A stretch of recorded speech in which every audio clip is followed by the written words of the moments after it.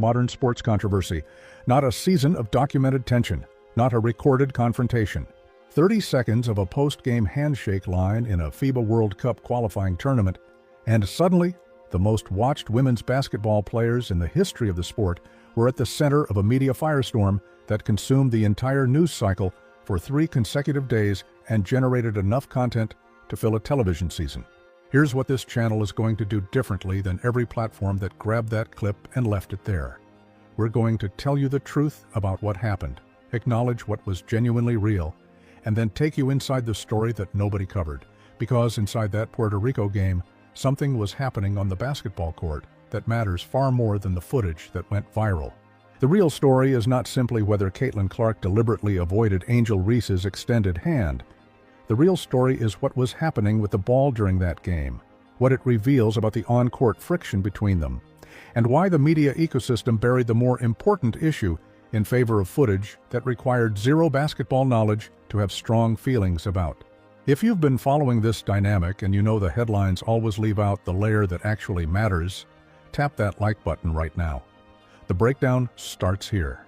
To understand what happened on that Team USA court, you have to go back to where the Clark-Reese dynamic was actually constructed, not in international competition, but in Dallas, Texas, on April 2nd, 2023, at a national championship game watched by 9.9 million people.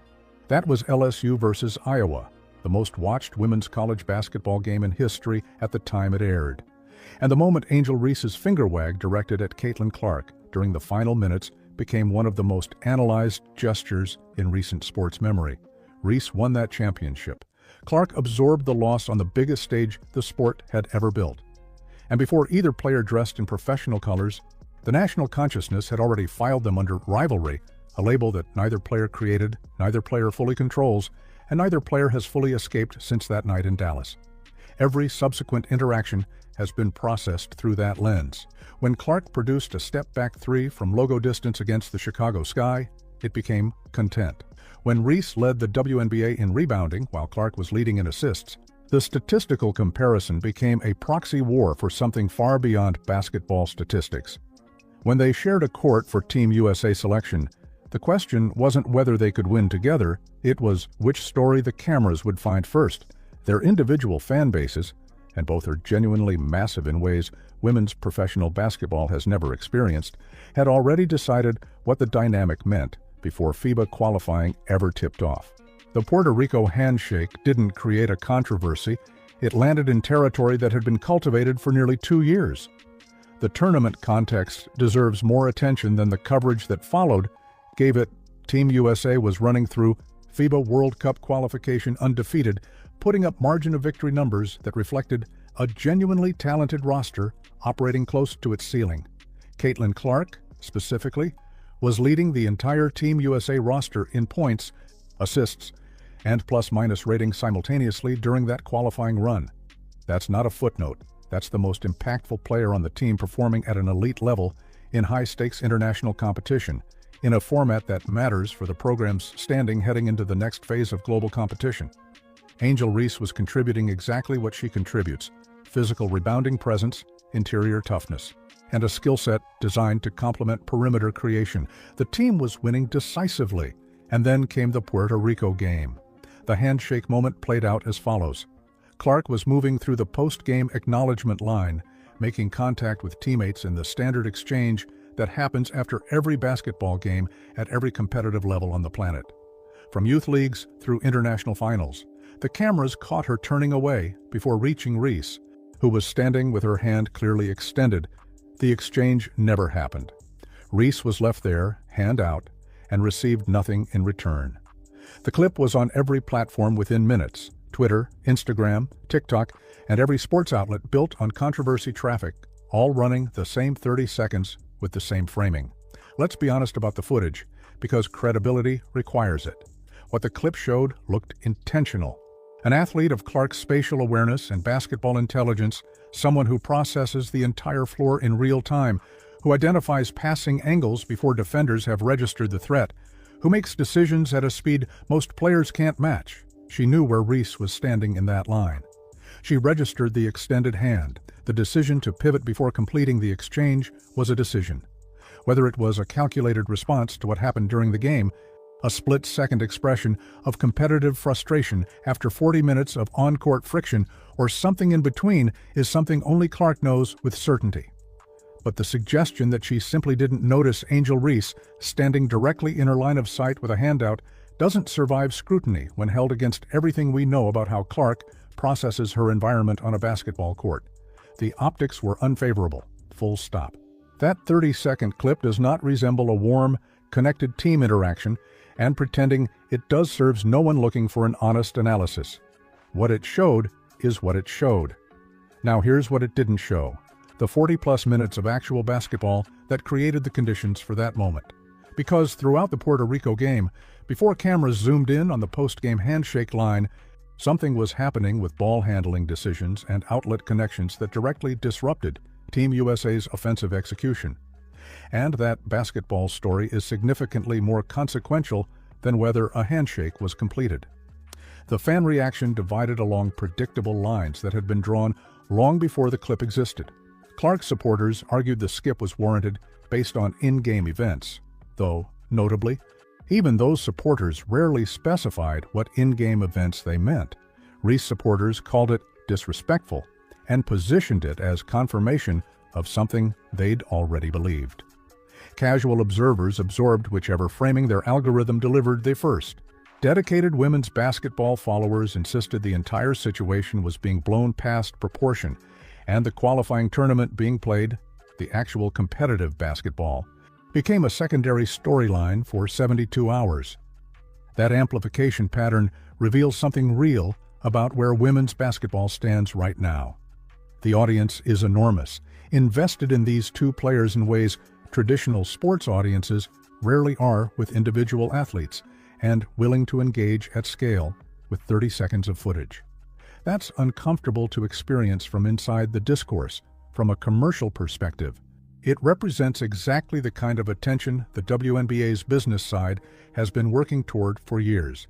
Because conflict generates attention, attention generates viewership, viewership generates broadcast value, and broadcast value is what funds better salaries, better travel arrangements, better facilities, and better conditions for every player on every roster in the league. The fan base wars that exhaust observers from the outside are producing measurable commercial outcomes in the background. What happened in the handshake line was a real moment between two competitive athletes. What it became was evidence of an audience size and emotional investment the sport has never had before. The commercial specifics matter here.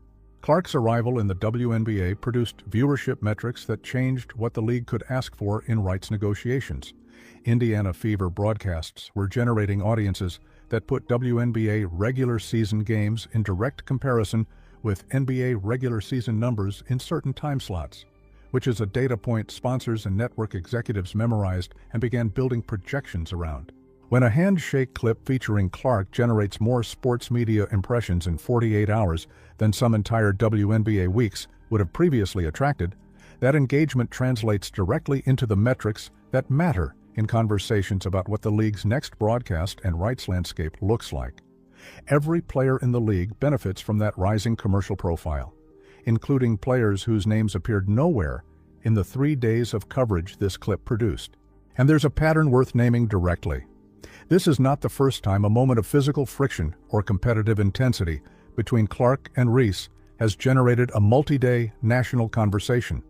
Their specific combination of complementary greatness, contrasting styles, and distinct cultural narratives creates a story that audiences find genuinely compelling, not because it's manufactured, but because the actual competitive dynamic between them is real, and the stakes feel personal to millions of people watching.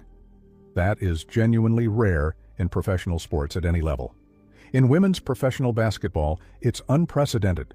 What the social media machine served viewers over those 72 hours was 2 separate clips from the same Puerto Rico game presented as connected chapters of the same story, the handshake moment, and a separate clip where Clark's performance was below her own high standard in certain sequences. The algorithm doesn't evaluate editorial connection. It identifies that both clips feature the same player and serves them in proximity to maximize platform time. Viewers who encountered both without basketball context absorbed an impression of a connected bad day, when the reality was considerably more nuanced than the feed presented. One was a competitive game where Clark didn't operate at her peak. One was a handshake line that ran one exchange short.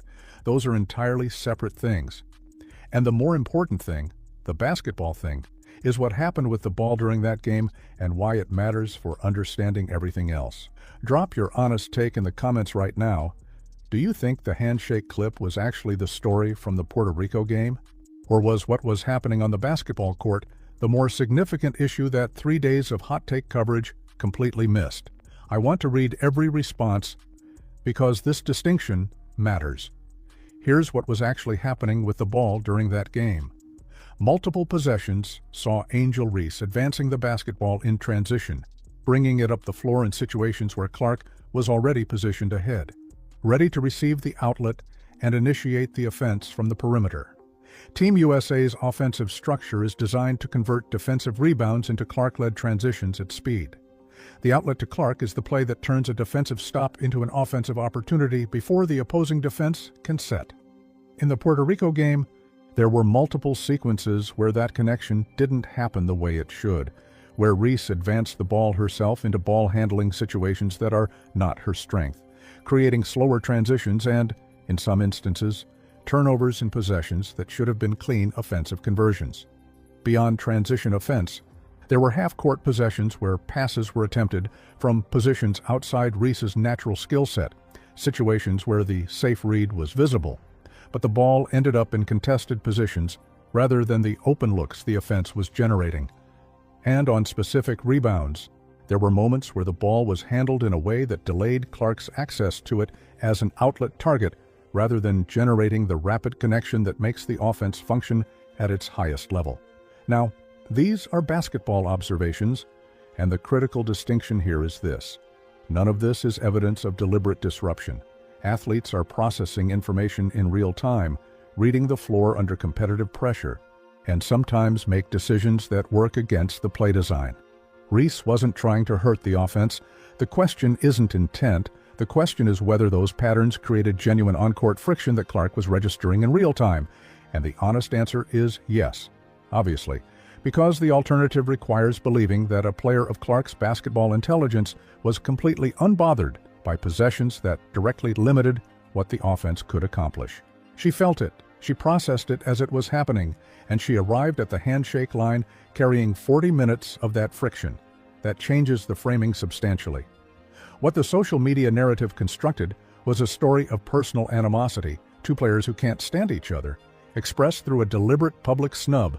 What the basketball evidence supports is something more specific.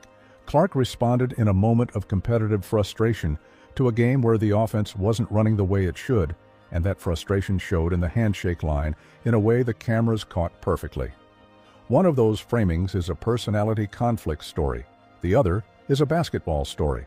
They produce completely different implications for the team, the dynamic, and what happens next.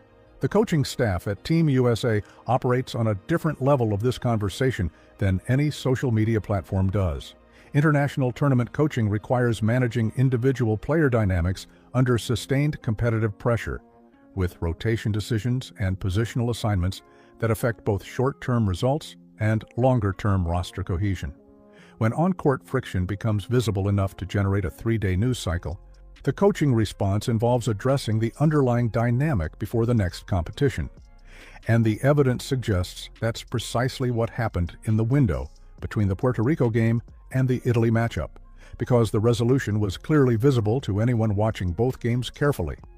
Before we get into that resolution, if this is the kind of analysis that cuts through the noise and gives you something the algorithm-driven channels skip, consider joining the channel as a member.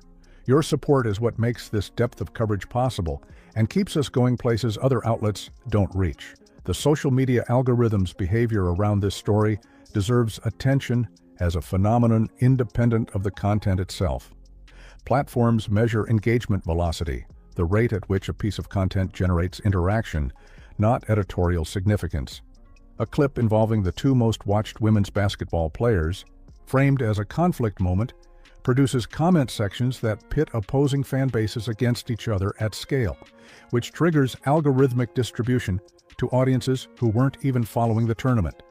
Within hours of the Puerto Rico clip circulating, it was being surfaced to people encountering Clark and Reese for the first time specifically through the lens of controversy.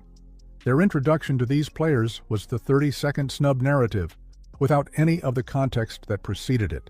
That's worth understanding because it shapes how durable certain narratives become.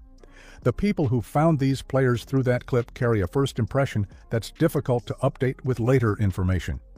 The Italy game, which demonstrated that both players had moved past whatever the Puerto Rico game produced, received a fraction of the distribution the conflict clip attracted because resolution doesn't generate the engagement velocity that conflict does, and the algorithm optimizes for what keeps people on platform, not what accurately represents the state of a team's chemistry. If you've been following this situation and you want to make sure the people in your circle have the full picture instead of just the 30-second version, share this breakdown. The more this sport gets watched with actual context, the better the conversations become. Now let's talk about the Italy game, because what happened in that match is more revealing than anything that appeared in the Puerto Rico clip, and it received a fraction of the coverage. Clark played well. Reese fulfilled her role. The team won. But more specifically, and this is visible to anyone watching the game rather than scrolling for controversy clips, both players were fine together in a way that wasn't performing composure. Fine in the way of actual functional teammates, eye contact on the court during dead balls, shared reactions on plays, ball movement that ran the way it should between them. The kind of synchronized awareness that develops between players who understand each other's game well enough to anticipate the other's movement before it happens. Genuine, deep animosity of the kind that 3 days of social media coverage implied, the kind the headlines described, does not resolve between Thursday and Saturday. Real interpersonal conflict shows up in body language during timeouts, in how players position themselves relative to each other when the ball is dead, in the micro decisions about who gets the outlet pass and who gets a look in the half court. None of that appeared in the Italy game. What appeared instead was a team that had processed whatever the Puerto Rico game produced, and two professional athletes doing what professionals do, having a moment and then returning to work. Meanwhile, the fan bases on social media were still engaged in active conflict well after the Italy game had already rendered a verdict. The online war had acquired momentum independent of the players at the center of it. That's the signature dynamic of the Clark-Reese narrative at this stage.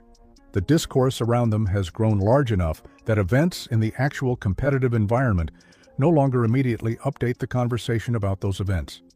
The players moved on. The internet did not, at least not on the same timeline.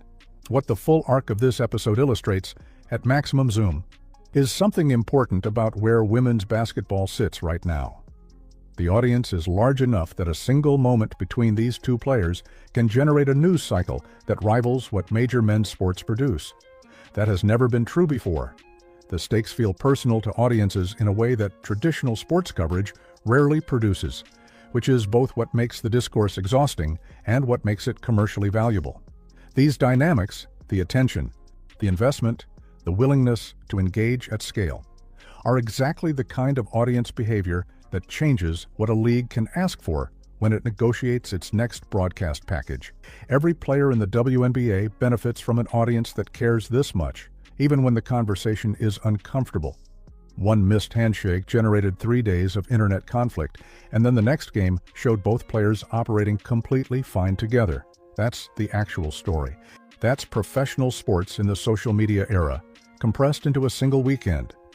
The question that's worth sitting with now, and we're in speculative territory here, but the pattern supports it, is whether what happened in the Italy game represents a proof of concept for how this team handles the Clark-Reese friction going forward. If the recipe is swift internal communication and competitive refocus, and the Italy game is evidence that recipe works, then what appeared to be a fracture was actually a managed moment. That's significant for a program with larger competitive stakes ahead. The Clark-Reese dynamic is the central narrative in women's basketball right now, and it will keep producing moments that the algorithm serves as conflict and that this channel will keep breaking down with the context the algorithm leaves out. If you're not subscribed and you want to be in the conversation when the next chapter hits,